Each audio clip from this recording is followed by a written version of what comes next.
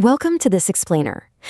If you've ever felt like an absolute alien in your own culture, sitting there silently on a Sunday afternoon while everyone else in the room is literally screaming at the TV just because a piece of leather crossed a painted line, well, you're in the right place. As a psychologist, I talk to so many people who feel profoundly disconnected from the mass cultural phenomenon of sports. So today, we're going to unpack the clinical, neurological, and psychological framework behind why you simply do not care about the game. Think of this as a validating space. My goal today is to help you understand your own mind. Let's unearth these fascinating insights together, shall we? Is something wrong with me? Seriously, how many times have you asked yourself that exact question? Especially when you're the only person in the room feeling completely indifferent, while a single match either ruins or totally fixes everyone else's mood for the entire week. It can feel incredibly isolating, right? I mean, you probably respect the athletic skill involved, sure, but you just don't feel that natural emotional pull. You don't build your week around fixtures, and you definitely don't emotionally collapse when a local team loses. I want to normalize that feeling of alienation for you right now. You are not cold, you are not passionless, and there is absolutely nothing wrong with you. Okay, let's dive into this. You probably feel outnumbered, and honestly, statistically speaking, you kind of are. According to the data, about 60% of Americans follow sports religiously. They're deeply invested in the stats, the transfers, the history, and the entire emotional roller coaster of every single season. That leaves you in the minority, which makes total sense out of why society often treats sports like the default language of connection. But here is where it gets really fascinating. What separates you from that 60% isn't just a matter of taste or preference. It actually begins deep inside your biology. Section 1. The biological diagnosis. Neuroscience of a fan. So let's get one thing straight right off the bat. Your indifference to sports is not a deficit. It's actually a fundamental difference in how your brain processes external stimuli.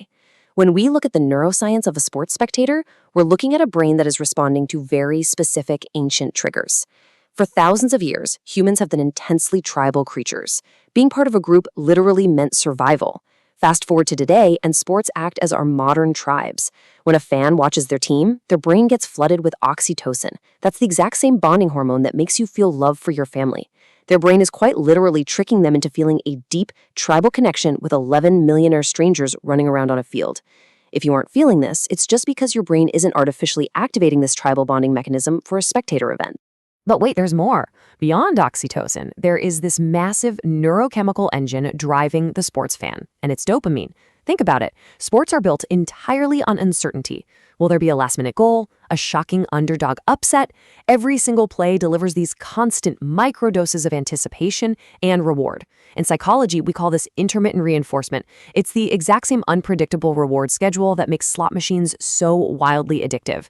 In fact, if you look at functional MRI scans, watching a favorite team activates the exact same reward centers in the brain as gambling. And this brilliantly illustrates the neurological divide between you and a sports fan. A fan's brain intensely craves that dopamine hit generated by competitive uncertainty and unpredictable spectacle. But your brain? Your dopamine systems simply aren't triggered by vicarious competition. Instead, you likely seek out your neurological rewards through reflection, storytelling, deep creativity, and problem solving. Your mind doesn't naturally light up at the question, who's gonna win? Instead, it lights up with genuine, burning curiosity at the question, what does this actually mean? Now, this next part is wild. This isn't just some acquired preference you picked up along the way. It might actually be hardwired into you. There's this really fascinating research out of the University of Chicago suggesting that variations in our dopamine receptor genes can actually predict how much someone cares about competitive spectator activities. Just let that sink in for a second. Your complete detachment from whether a specific team wins or loses a shiny trophy might literally be written into your DNA. Your biological baseline is completely 100% valid. Section 2. The psychological profile. Constructing identity.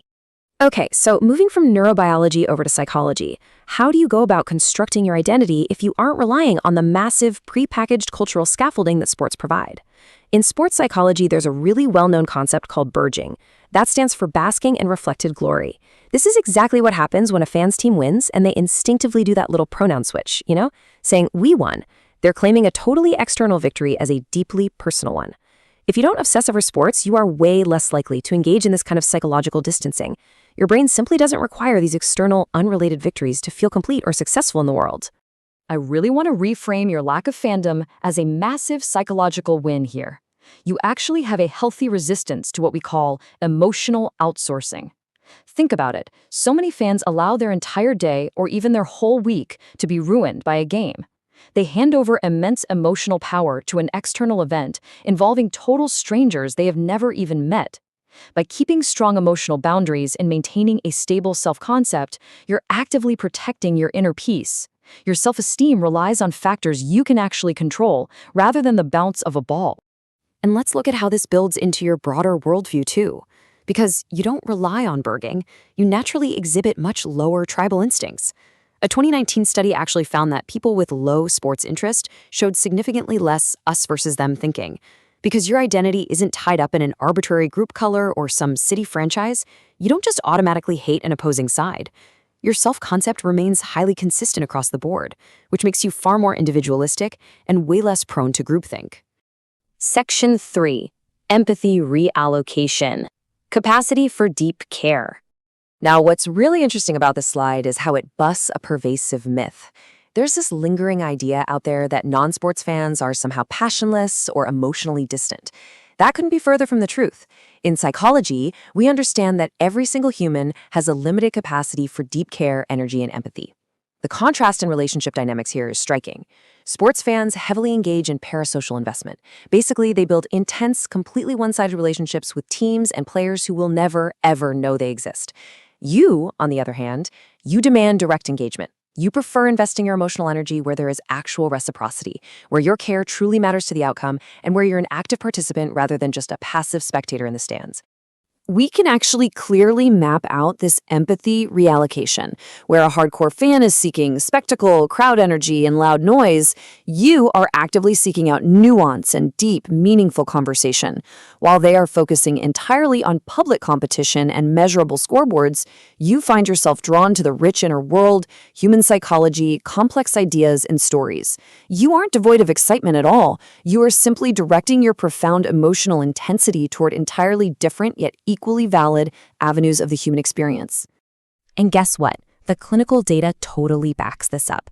A 2021 study revealed that people with low interest in sports actually score significantly higher in their openness to experience, as well as their love for art and beauty. Your brain is seeking the exact same neurological rewards of meaning, connection, and transcendence as that screaming fan in the stadium. You're just finding those incredible highs through art, music, philosophy, social causes, or simply spending time in nature. Your emotional depth is incredibly rich. Section 4. The inner world versus the outer contest. Sport at its very core is a highly visible, highly measurable, and totally external contest, but different minds find their rhythm and their ultimate purpose in different environments. You likely find your rhythm somewhere else entirely. The renowned psychologist Mihaly Csikszentmihalyi studied what he called flow states.